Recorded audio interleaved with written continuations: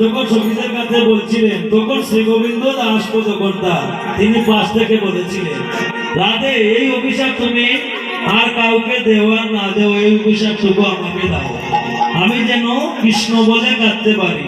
তোমার যেমনি কলঙ্ক হয়েছিল আমারও যেন এমনি কলঙ্ক হবে। তাই শ্রী গোবিন্দ দাস বলেছিলেন, এই অভিশাপ দাও আমারে গো। আপনারা কি এই অভিশাপটুকু গ্রহণ করবেন?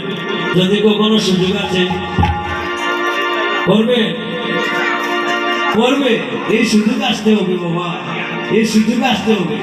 কৃষ্ণ বলে কাটার জন্য যদি কেউ অভিশাপ দেয় তাহলে আপনি তো খুশি হওয়ার কথা। তুই রে বাবা কৃষ্ণ বলে সারা দিব, খুশি আনন্দ ভক্ত যারা, কৃষ্ণ ভক্ত যারা, তারা তো কৃষ্ণ বলে কাটতেই চায়। তাই দেখেন কি বলছে, বলি আমার ভাগ্যে